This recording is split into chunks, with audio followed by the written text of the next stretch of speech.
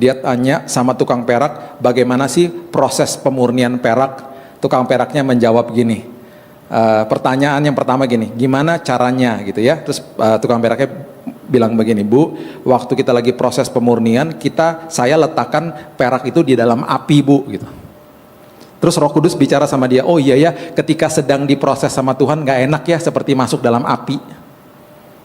Terus yang kedua, Bapak ada di mana posisinya Pak? Waktu lagi diproses dalam hati saya nggak kemana-mana, saya pegangin pakai tongkat panjang. Tuhan bicara lagi, aku juga nggak kemana-mana. Ketika engkau sedang diproses, aku ada di situ memegangi dirimu. Yang ketiga, pertanyaan paling penting, Pak, Bapak taunya kapan peraknya selesai dimurnikan? Oh gampang.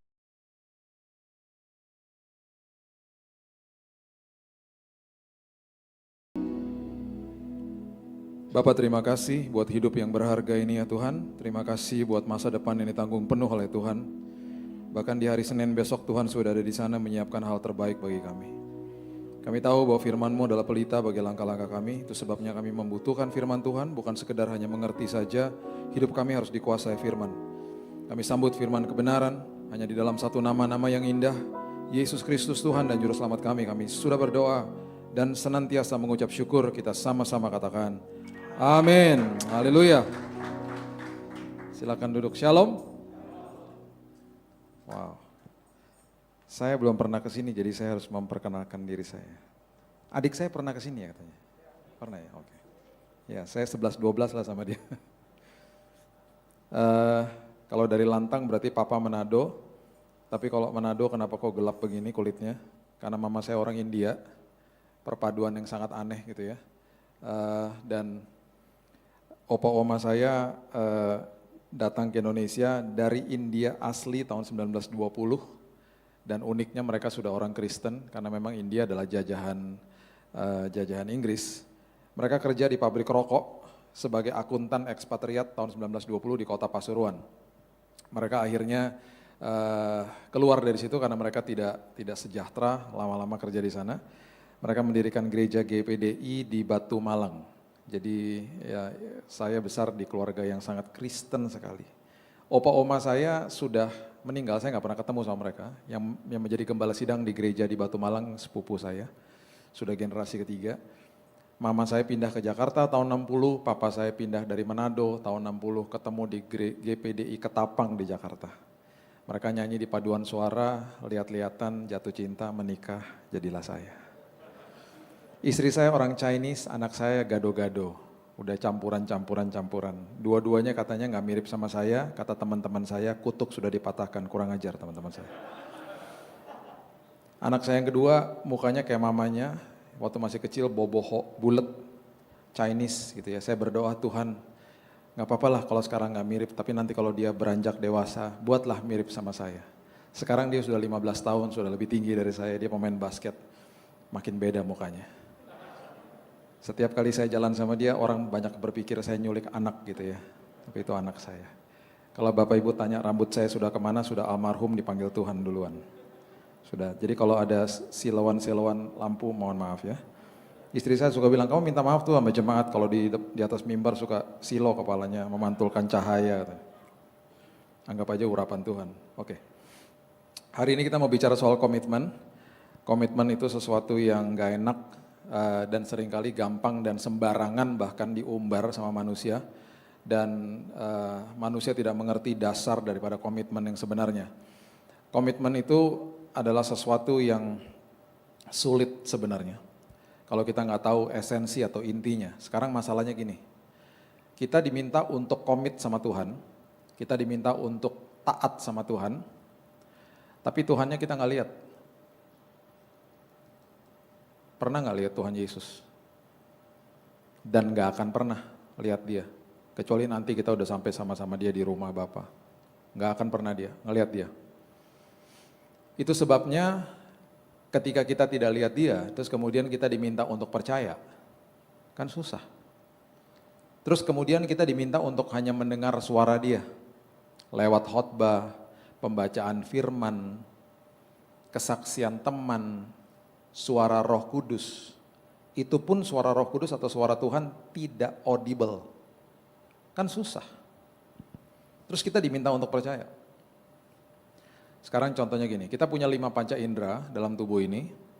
Mata untuk melihat, telinga untuk mendengar, hidung untuk mencium, ada 2 rasa dari kulit sama dari lidah. Dari 5 panca indera ini yang merupakan pintu gerbang hati adalah mata dan telinga. Dan Alkitab mengatakan dengan jelas kalau itu tidak dijaga, jiwa kita yang benar tersiksa. Ya, pintu gerbang hati 2, mata sama telinga. Yang masuk sampah, keluar sampah. Yang masuknya sampah, yang keluar sampah. Lewat mana keluarnya? Tindakan sama perkataan. Kapan keluarnya? Dalam tekanan. Keaslian atau keabsahan iman seseorang terlihat dalam 2 tahun terakhir ini. Dalam musim pandemi atau musim yang berganti secara drastis. Dan kita diminta untuk percaya sama sosok pribadi yang kita nggak bisa lihat. Sekarang contohnya gini. Ada seorang teman saya misalnya bilang gini sama saya, bro, gue denger ada diskon katanya di mall itu misalnya. Terus saya bilang gini sama dia, enggak benar tuh, gue baru dari sana, enggak ada diskon.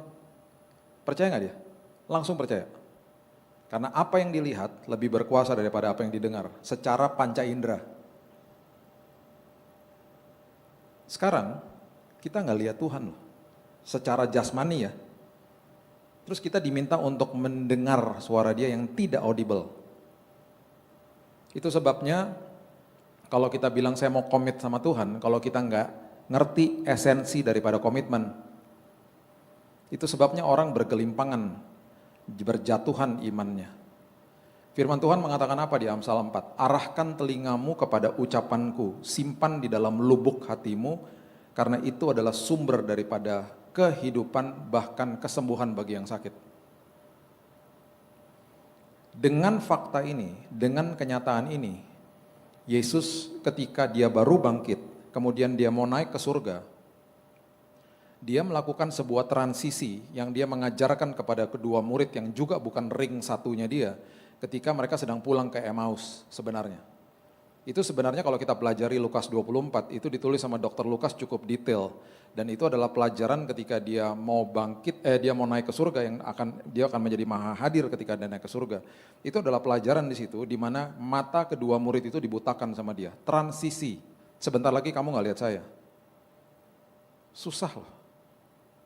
Kalau kita nggak benar-benar hidupnya dikuasai firman, jangan harap kita bisa bertahan. Jangan sekedar hanya tahu firman, ngerti firman, dikuasai firman.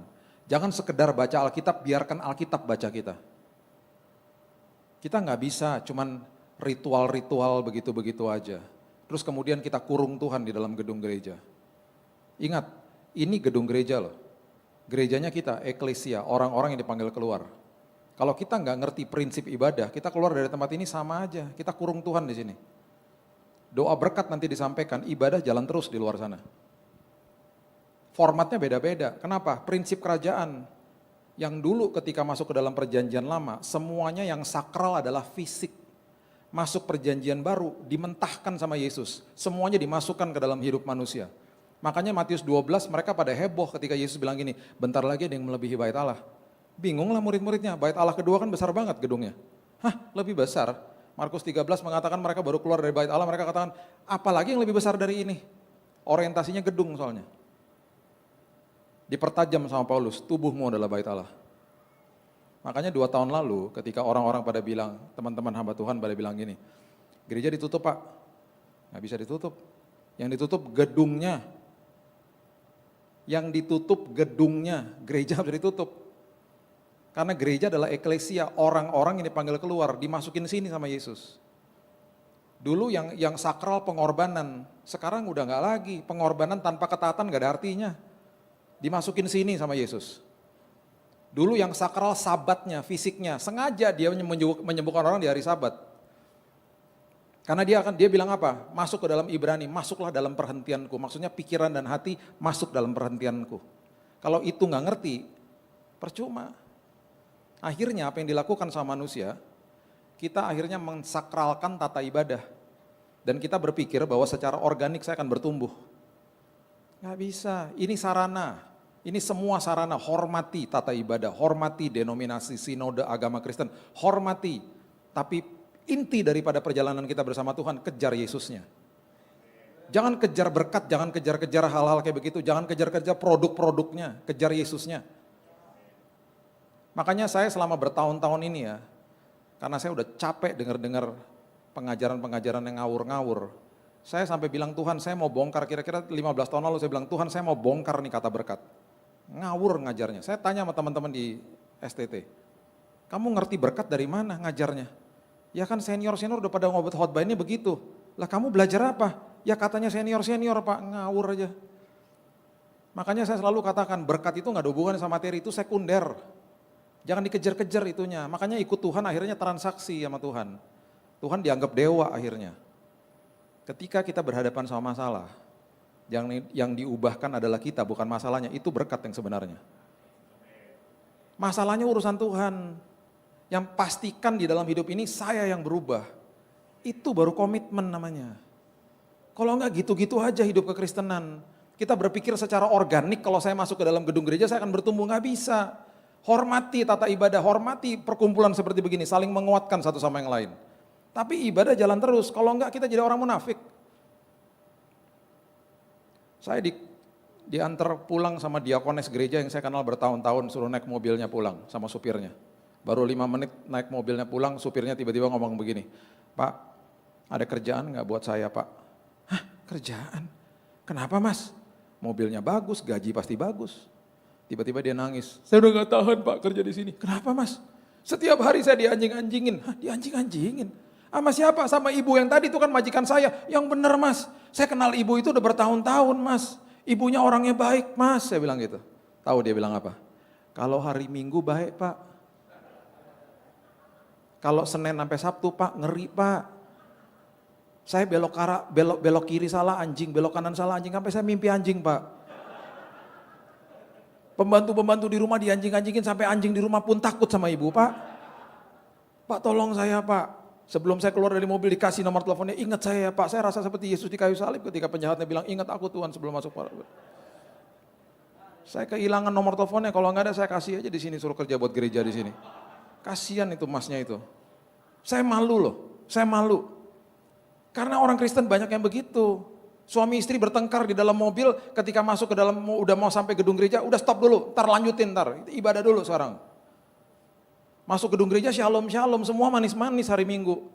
Setelah doa berkat sampai mobil, sampai mana tadi? Sambung. Nggak bisa, mobilnya berubah jadi tempat ibadah karena kita gerejanya. Masuk tempat umum, tempat itu berubah jadi tempat ibadah karena saya gerejanya. Kesempatan saya bisa berkhotbah kepada banyak orang tanpa kata-kata.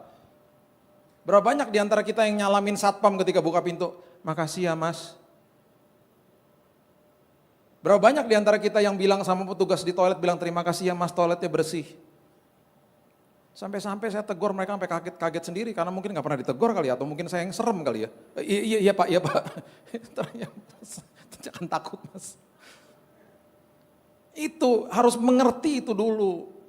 Kita tuh menyembah Tuhan yang gak kelihatan soalnya. Makanya ketika Thomas ragu-ragu dia bertemu sama Yesus, dia bilang apa? Karena kamu melihat aku, kamu percaya. Terus dilanjutin sama Yesus. Berbahagialah orang yang tidak melihat namun percaya.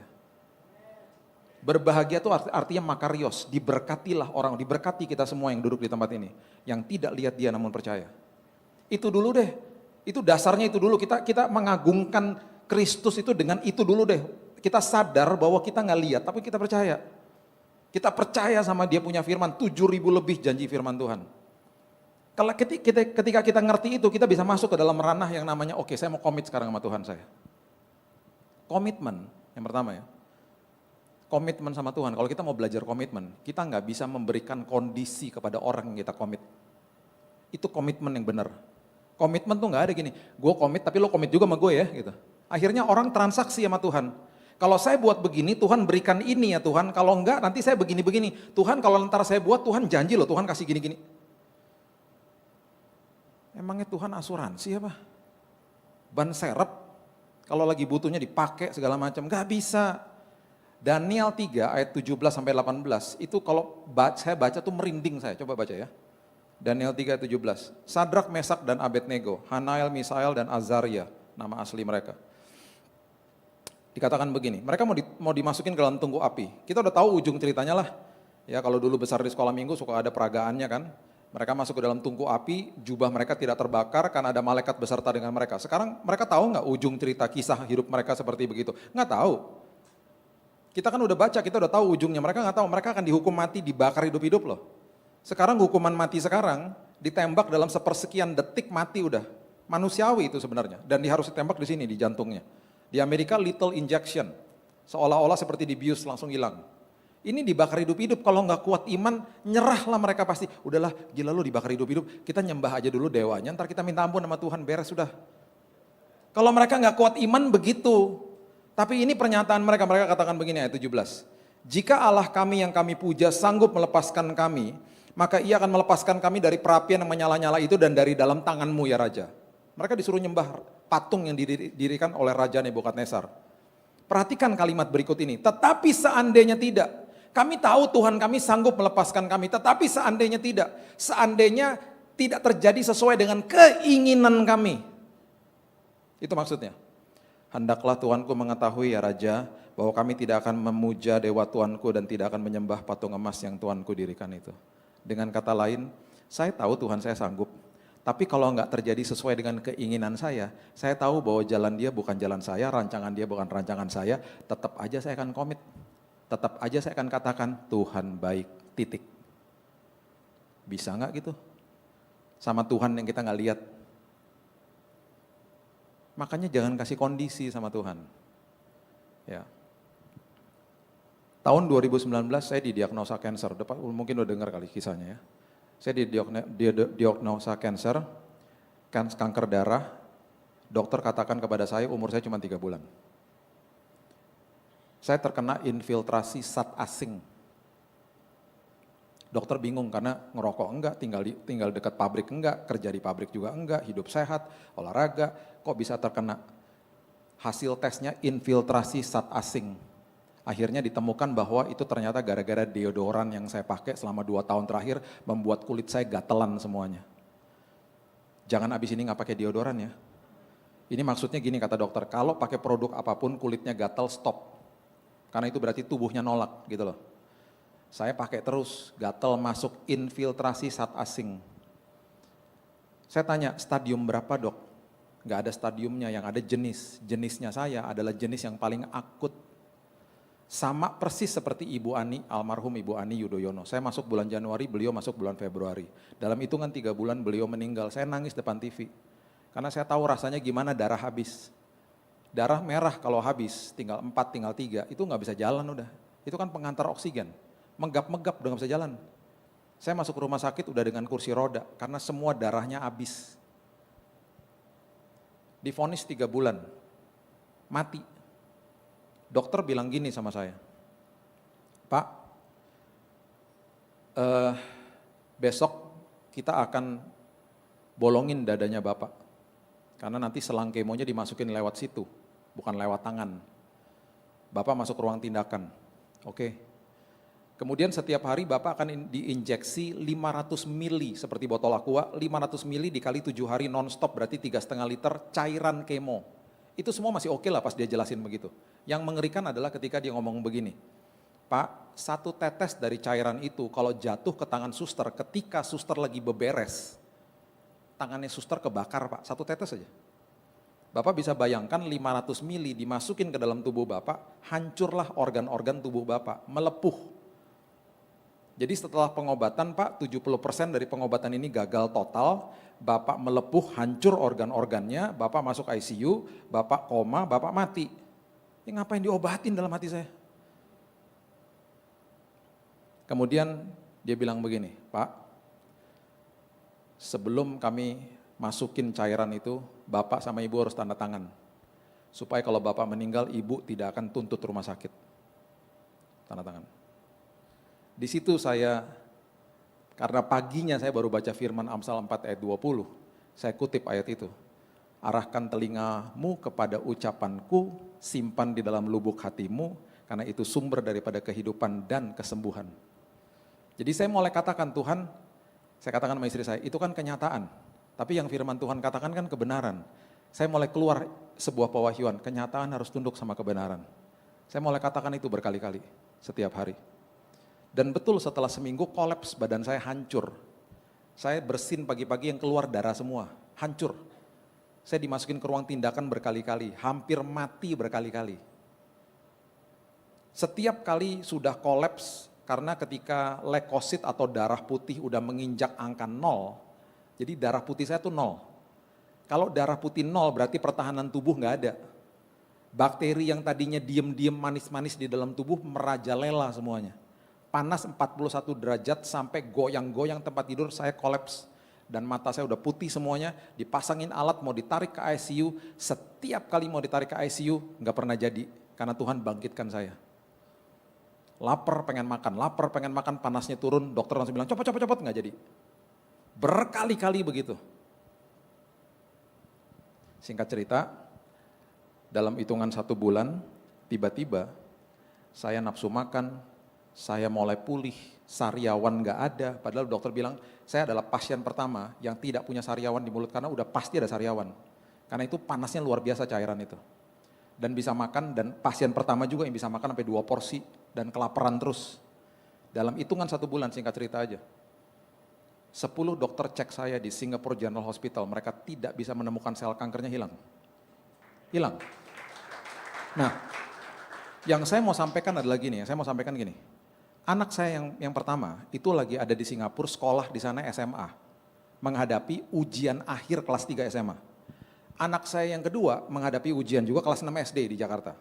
Nah, waktu anak saya yang di Singapura itu besuk saya ke rumah sakit, itu selalu hari Jumat, Sabtu, Minggu. Selalu gitu. Setiap kali dia datang Jumat, Sabtu, Minggu, saya dalam kondisi yang selalu fit. Jadi kapan tuh yang tadi kritis-kritis itu? Senin sampai Kamis. Jumat, Sabtu, Minggu fit. Kok bisa fit? Bisa oke-oke aja. Nah, dia kalau datang ke kamar saya bawa bangkelannya dia semuanya karena dia mau belajar buat ujian. Jadi dia duduk di samping saya, dia belajar, dia buka laptopnya, dia belajar, dia nyanyi-nyanyi, itu bisa berjam-jam dari sore bahkan dari pagi kadang-kadang sampai malam. Dia belajar, dia tidur di situ, dia belajar di situ. Sepanjang weekend. Setelah selesai, waktu saya udah mau pulang, udah selesai semuanya, anak saya ujian, angkanya bagus, hasilnya sangat memuaskan. Tiba-tiba bulan Mei 2019 saya dapat email dari Rektor Biola University Los Angeles, mengatakan kami memberikan beasiswa bagi anak Bapak, karena hasil ujian atau hasil tesnya sangat-sangat memuaskan. Kami memberikan itu dari rektor. Waktu sebelum dia berangkat, saya bilang gini sama dia, Kak, kamu tahu nggak, Dedi punya pengakuan beberapa kali Dedi hampir meninggal di rumah sakit. Dia nangis, dia katakan kenapa nggak dikasih tahu. Saya bilang begini, Tuhan yang butakan, supaya kamu nggak lihat Dedi dalam posisi krisis atau kritis. Alhasil kamu bisa belajar, angka kamu bagus, kamu dapat beasiswa. Kalau kamu lihat, angka kamu pasti jeblok, kamu nggak dapat beasiswa, kamu nggak berangkat sekarang. Saya buka Roma 8 ayat 28. Dimulai dengan kata apa? Aku tahu sekarang bahwa Allah turut bekerja dalam segala sesuatu. Taunya kapan? Sekarang. Sekarang tuh kapan? Kalau udah lewat. Pas lagi lewatin tahu nggak? Nggak tahu. Kita bingung pas lagi ngelewatin. Kita bingung, kita bertanya, bagaimana Tuhan? Caranya bagaimana? Dan kita banyak bertanya sama Tuhan. Di belakang layar, dia sedang bekerja. Itu sebabnya kalau lagi ngelewatin masalah, senantiasa ngucap syukur. Karena dia sedang bekerja. Nanti setelah selesai, kita bisa nyatakan Roma 8 ayat 28. Aku tahu sekarang. Aku tahu sekarang bahwa Allah turut bekerja dalam segala sesuatu. Mendatangkan kebaikan bagi saya. Hati-hati loh, bertanya tidak mengucap syukur, ujung-ujungnya akhirnya mempertanyakan Tuhan. Mempertanyakan Tuhan artinya gimana? Tuhan ada gak sih? Tuhan sanggup gak sih? Hati-hati, bertanya sah, jangan sampai mempertanyakan Tuhan. Seringkali karena kita mau lihat ujungnya daripada permasalahan kita nggak dikasih lihat. Itu sebabnya Alkitab dengan jelas mengatakan apa? Firmanku adalah pelita, bukan lampu sorot. Bukan lampu sorot dikasih lihat ujungnya, enggak, pelita. Cuman bisa lihat langkah demi langkah. Tuhan cuma bisa lihat langkah hari ini demi langkah Tuhan. Gak apa-apa kan jalan sama saya. Kan jalan sama saya Tuhan katakan. Kalau jalan sama saya ujungnya aman dan nyaman. Tenang aja, saya bekerja kok, kamu tenang aja, kamu rest in me. Masuk dalam perhentianku, jalan sama saya, pegang tangan saya, tenang. Mazmur 23 itu ayat 4 mengatakan, though I walk through, cuman lewat kok. Di dalam lembah bayang-bayang maut. Kenapa Daud katakan bayang-bayang maut? Karena bayangan biasanya tampaknya lebih besar daripada aslinya. Selalu masalah dibesar-besarkan nama iblis. Kemudian bayangan tidak akan pernah bisa melukai kita. Gak ada berita bapak-bapak meninggal karena ditabrak bayangan truk. Gak ada toh? Dan kenapa ada bayangan? Karena di dalam lembah yang sangat gelap ada cahaya di situ. Makanya ada bayangan. Cahayanya siapa? Cahaya Tuhan. Kok kecil Tuhan? Memang kecil. Kan firmanku pelita. Tapi aku hadir di situ. Aku hadir. Justru ketika aku hadir akan mengalahkan segala-galanya. Selama lagi perjalanan kamu aku latih supaya imanmu bertumbuh. Makanya kecil pelitanya. Saya ada di lantai 8, di lantai kemo. Tiap hari yang saya dengar orang nangis, orang menjerit, orang mau bunuh diri dari lantai 8. Sampai tangannya diborgol. Itu pasien yang ada di lantai 8. Jadi ikut Tuhan, jangan berikan kondisi sama Tuhan. Ikut Tuhan, komitmen sama Tuhan. Tuhan apapun yang terjadi, Engkau baik. Itu dasar komitmen, tidak memberikan kondisi. Kalau kita bisa lakukan itu, kita akan sanggup memberikan itu kepada manusia. Vertikalnya beres, horizontalnya beres. Mau disakiti, mau di apapun kita akan bilang gini, gak apa-apa aku tetap mengasihi. Karena itu tugas aku bukan menghakimi. Penghakiman tugasnya Tuhan nanti, bukan sekarang.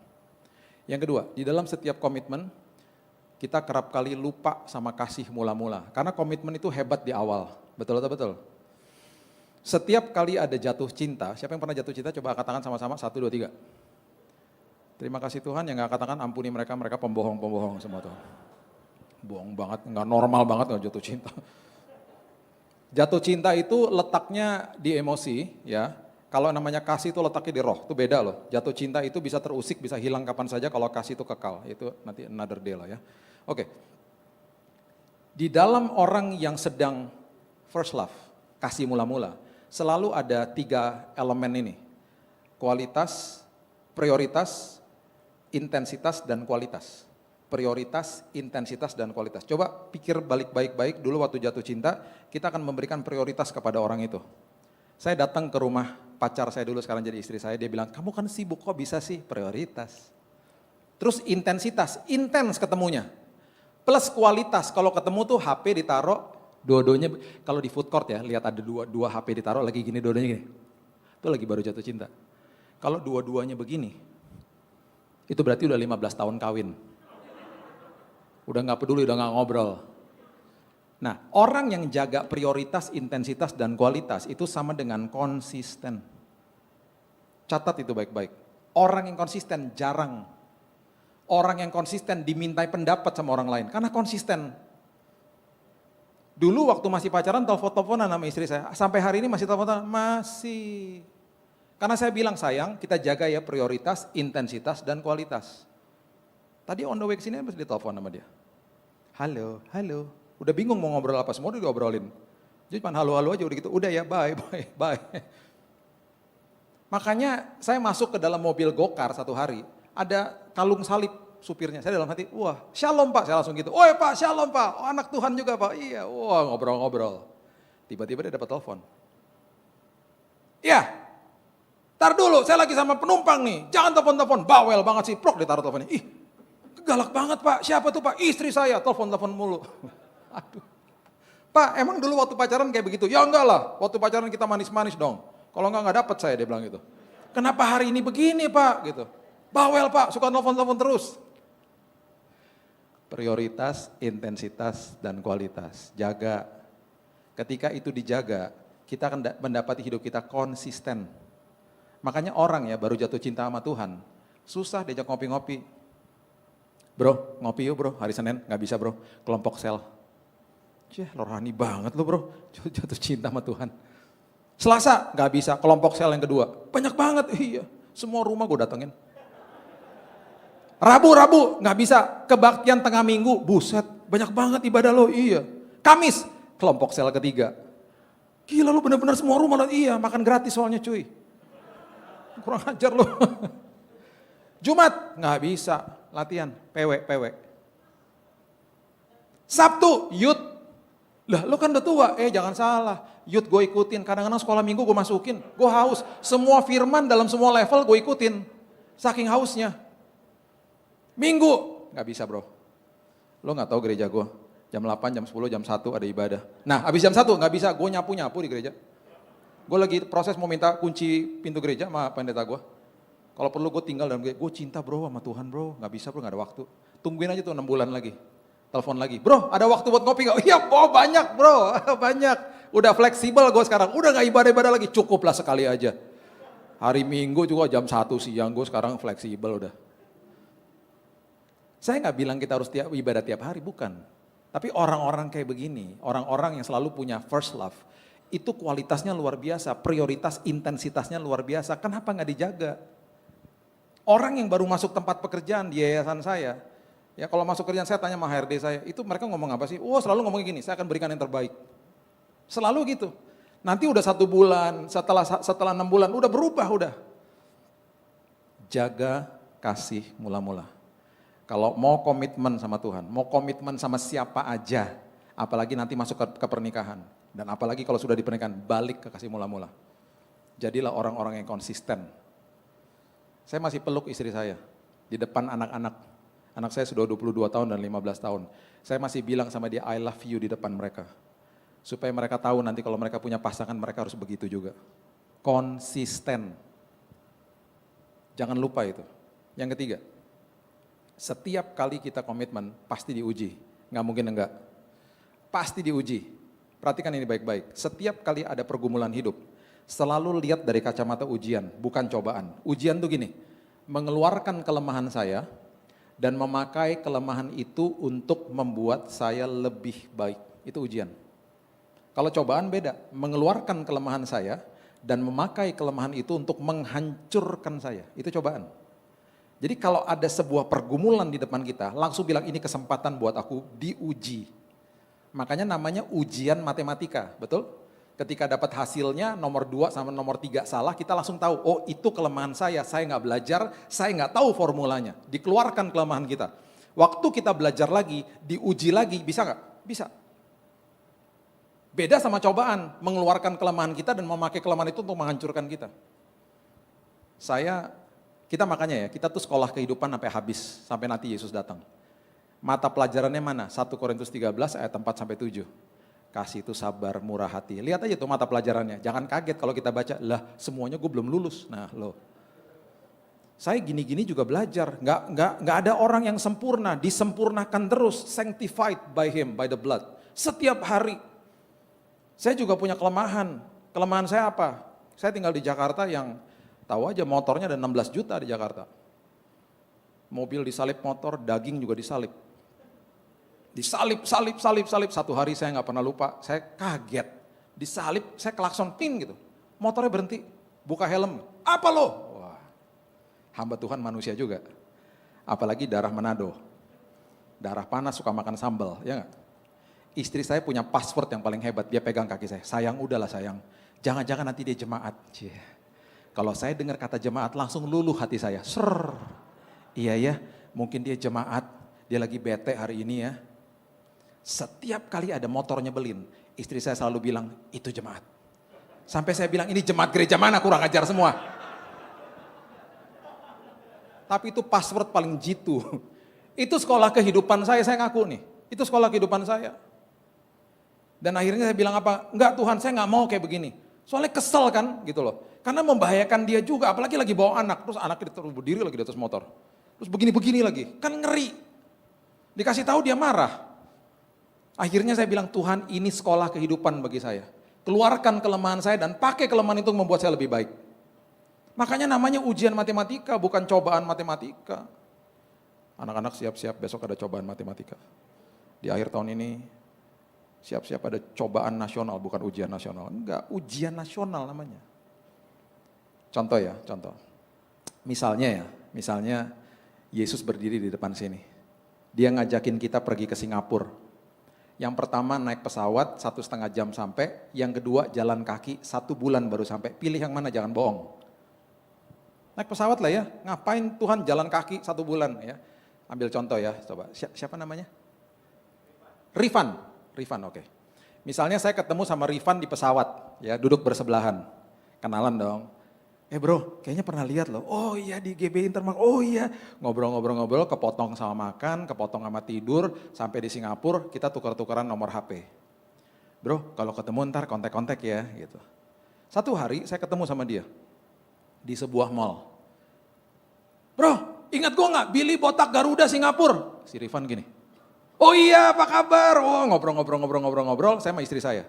Waktu kita pisah, saya akan bilang apa? Itu Rifan, temen aku kenal sama dia. Kenal karena memang pernah kenalan di dalam pesawat. Sekarang bayangin kalau saya sama dia jalan kaki ke Singapura, kita pakai ransel ya bro, kita budgetnya terbatas. Kita bawa ransel, bawa tenda, bawa Indomie, bekal ya. Rutenya tol Merak tuh, terus sampai ke ujung, naik ferry, Lampung, terus jalan kaki sampai ke atas, sampai ke Palembang sana, nyebrangin pulau-pulau, terus sampai Singapura 1 bulan. Di hari pertama, saya kenalan juga sama dia. Di hari pertama ya, pas baru jalan. Di hari kedua kan nggak kenalan lagi, kan udah 24 jam sama-sama. Kan masa besoknya tanya-tanya lagi, namanya siapa maaf, karena gue botak nguap semua nih memorinya gitu. Enggak dong, hari berikutnya kita udah nggak kenalan lagi, hari-hari berikutnya kita udah mulai curhat tentang masa lalu, pergumulan hari ini, dan harapan masa depan. Kita ngelewatin suka duka sama-sama, hujan banjir sama-sama, panas sama-sama, Indomie tinggal 1 makan berdua, kita ngelewatin sama-sama semuanya. Dan akhirnya 1 bulan sampai di Singapura. Setelah udah 1 bulan sampai di sana, saya nggak mungkin kembali ke depan teman-teman semua dan katakan, ini cuman kenalan, saya nggak mungkin. Saya akan bilang apa? Rifan adalah sahabat baru saya. Karena 1 bulan saya jalan sama dia. Itu sebabnya Tuhan nggak akan ajak kita naik pesawat. Dia akan ajak kita jalan kaki. Di proses tuh begitu. Kita akan berteriak, Tuhan lembah kekelaman, Tuhan tenang kan jalan sama saya. Tuhan terowongan gelap, ujungnya aja nggak kelihatan, tenang kan jalan sama saya. Setelah udah lewat semuanya, dia akan bilang coba kamu lihat ke belakang. Waktu kita lihat ke belakang kita akan betul-betul terkejut sendiri. Kok bisa sih Tuhan aku lewatin semua itu? Kan sama aku, Tuhan bilang gitu. Di situ kita bisa nyatakan apa? Tuhan, engkau sahabatku. Dia tahu kita 100%, pertanyaannya kita tahu dia nggak? Kita kenal nggak sama dia? Makanya ada proses, makanya ada ujian. Supaya kita kenal dia 100%.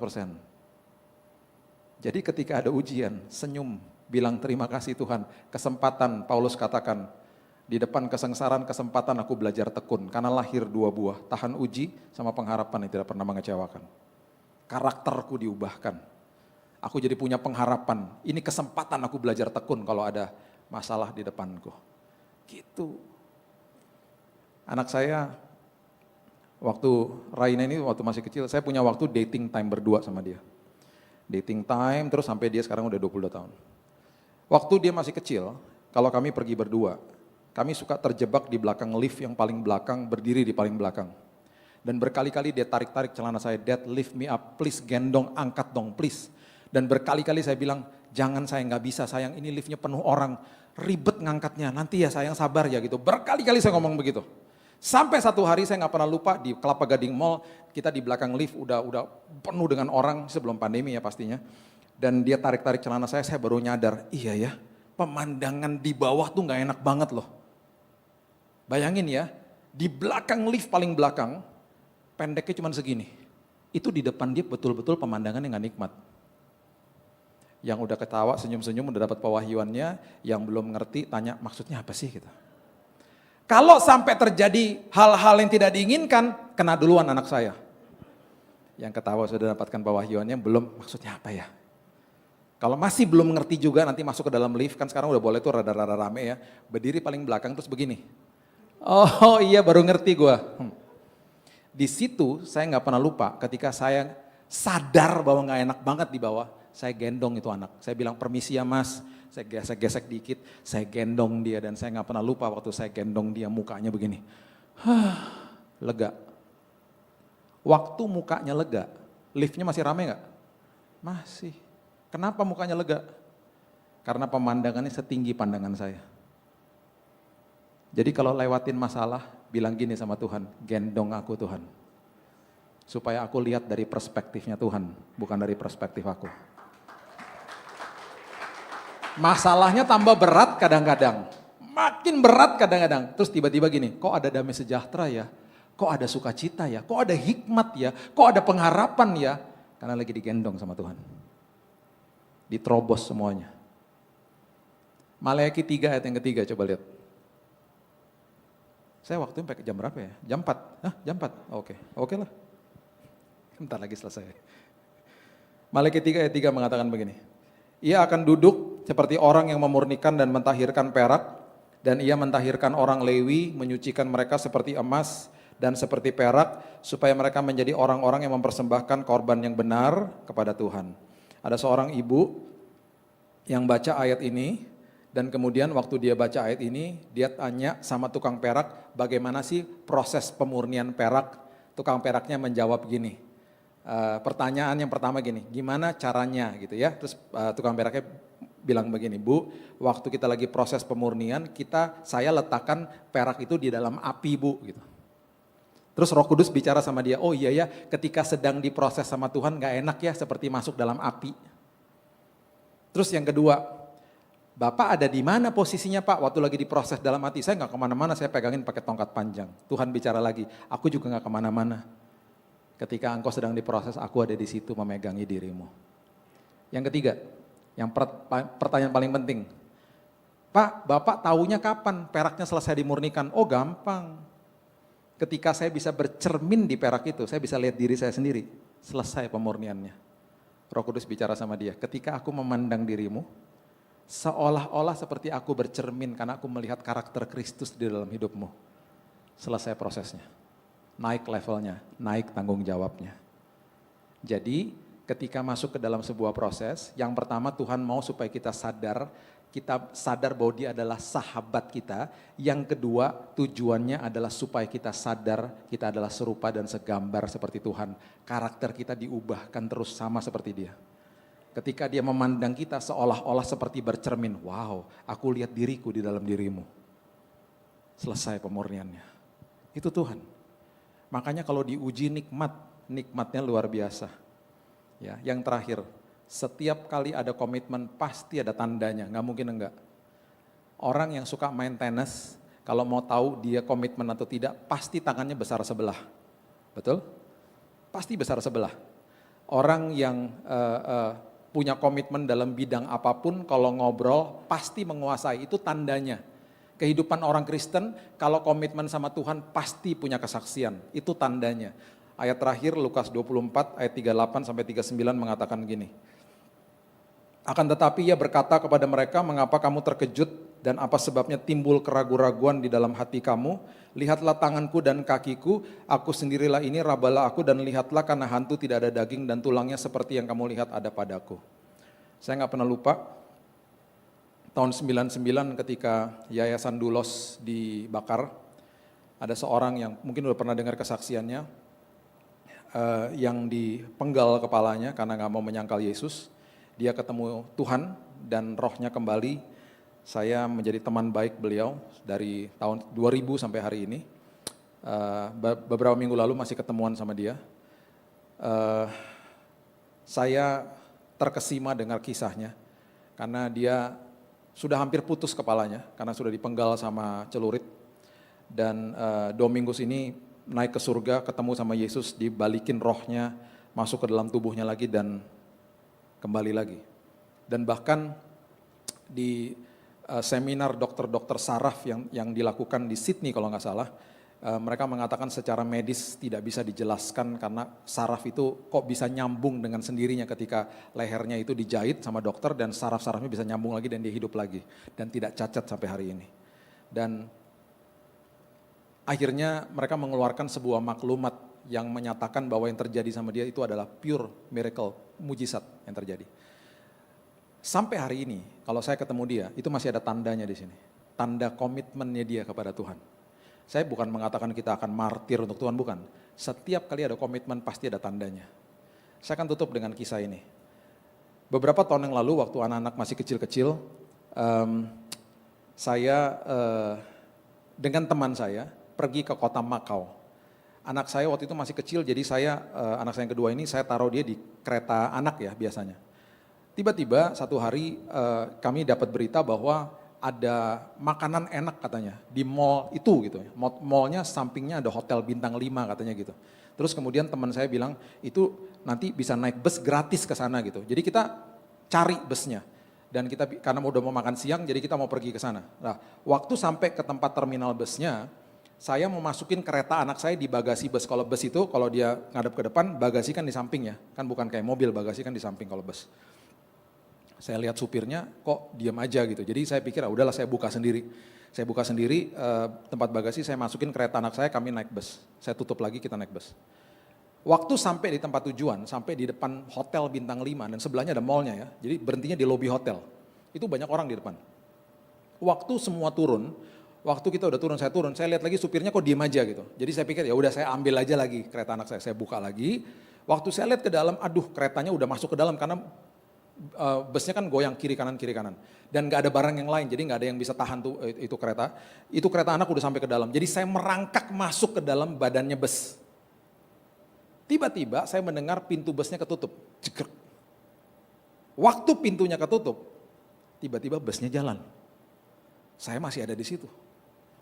Harusnya supirnya kalau dia teliti, dia lihat kaca spion kelihatan tuh. Bagasinya kebuka dari samping. Dia jalan, orang-orang di lobi hotel itu teriak semua, stop, stop. Supirnya nggak dengar. Saya loncat, harusnya saya diem aja di situ. Karena aman, mendingan diem di situ sampai busnya berhenti. Saya loncat karena insting gitu ya, loncat, koprol 2 kali, jatuh ke lantai, ke tanah gitu, jatuh 2 kali, koprol 2 kali, berdiri, wah kesakitan kaki saya. Dengan kesakitan saya masih teriak-teriak, oi berhenti, dia nggak berhenti juga. Sampai di ujung jalan ada satpam yang kejar itu bus dan dia akhirnya berhasil berdiri di depan tuh bus dan akhirnya busnya berhenti. Supirnya keluar, supirnya dimarah-marahin, dia baru sadar bahwa tadi ada orang botak di dalam situ. Dan dia hampir mencelakakan saya. Jadi waktu saya datang dengan tertatih-tatih gitu ya, mau ambil kereta anak saya karena masih di dalam situ. Dia langsung sujud di depan saya, minta maaf, sorry, I'm sorry, kata gitu. Saya bilang gini, udahlah, saya juga gak apa-apa. Dan ini pada kelaparan mau makan siang, jadi saya bilang udahlah, it's okay, udahlah. Lain kali hati-hati udah ya. Saya ambil kereta anak saya jalan. Di lobi hotel semua pada bilang gini, tuntut aja katanya. Itu ada CCTV, kami saksinya, tuntut. Oh mereka gak terima. Akhirnya teman saya bilang gini mas saya, tadi lo pas koprol 2 kali keren banget, dia bilang gitu. Wah kayak Fast and Furious, gila lo Fast and Furious, capek lagi dan sakit kaki gue bilang gitu. Lo kayak James Bond tau gak tadi keren banget, cuma tadi jarak kaki lo sama ban belakang bus cuma segini, dia bilang gitu. Itu betul-betul pertolongan Tuhan. Saya tulis surat komplain dengan email saya waktu itu. Saya kasih ke front desk, kami pergi makan, saya oke kok. Saya cuma marah aja dikit. Waktu sampai di Indonesia, saya dapat email dari pihak hotel. Dan mereka tahu bahwa ini sesuatu yang membahayakan reputasi mereka. Jadi mereka bilang begini, Pak, kalau sampai ada biaya medis, berapapun kami ganti. Dan please jangan kasih tahu siapa-siapa, nggak usah disebarluaskan, kami settle di sini aja. Kami bayar kerugian apapun kami bayar. Mereka banyak saksi soalnya. Teman saya pas lagi di rumah, waktu saya terima email itu, teman saya bilang gini, bro, wah kesempatan bro, kita buat aja surat palsu, kita charge tuh hotel 200 juta. Terus dia bilang gini sama saya, lo layak bro, lo layak, lo kan dirugikan, lo layak. Saya pertama bilang gini, enak, gak mau, enak gila, bohong dong. Nah, tapi tetap aja pas malam hari, pas mau tidur, hamba Tuhan manusia juga, suara itu terngiang-ngiang, engkau layak, engkau layak, engkau layak, engkau layak, engkau layak. Saya bangun pagi besoknya, saya email balik ke mereka. Saya bilang saya gak apa-apa, saya gak masalah. Mereka bilang, oke terima kasih, supirnya udah diskors, supirnya disekolahkan lagi dan seterusnya. Saya bisa memberikan kesaksian ini karena saya komitmen sama Tuhan. Hidup komitmen sama Tuhan pasti punya kesaksiannya banyak, banyak pasti. Jadi hidup di dalam integritas ilahi pasti banyak tandanya. Dan tanda itu senantiasa pasti memberkati orang lain. kita akan diperhadapkan dengan masalah, udah pasti. Kita akan diperhadapkan dengan banyak hal-hal yang gak enak di dunia ini. Pegang komitmen kita. Dan kita adalah orang-orang yang diberkati, walaupun kita tidak lihat Tuhan kita hari ini, tapi kita percaya kepada Dia. Berikan tepuk tangan kita untuk Tuhan kita. Bapak terima kasih, hamba-Mu stop sampai di sini. Tapi firman Tuhan terus berkumandang di hati kami. Meteraikan firman ini Tuhan, kami belajar komitmen pada siang hari ini Tuhan, bahwa itu tidak mudah. Tapi kami belajar, kami gak mau memberikan kondisi kepada Tuhan. Kami mau jaga kasih mula-mula. Dan kami tahu pasti ujian datang Tuhan. Dan ketika ujian itu datang, itu kesempatan bagi kami untuk bertumbuh. Kesempatan untuk kami belajar tekun. Kesempatan di mana kami akhirnya memiliki pengharapan di dalam Tuhan. Dan akhirnya memiliki sebuah karakter yang tahan uji. Dan kami tahu Tuhan, semua kesaksian hidup kami, itu adalah tanda komitmen kami kepada Tuhan. Memberkati orang lain, menjadi dampak mercusuar bagi orang-orang di sekeliling kami. Meteraikan firman ini ya Tuhan, dan hamba-Mu berdoa semua yang hadir pada siang hari ini akan dibawa sampai ke ujung, ke seberang dengan selamat, dan kehidupan mereka senantiasa mengalami Yesus. Dan bahkan di ujung daripada itu semuanya mereka akan katakan, Engkau sahabatku ya Tuhan. Hidup kami diubahkan Tuhan, karena kami memegang teguh firman kebenaran. Terima kasih Bapa, hanya di dalam satu nama, nama yang indah, Yesus Kristus Tuhan dan Juru Selamat kami. Sudah berdoa dan sudah menerima firman kebenaran, kita sama-sama katakan, amin. God bless you.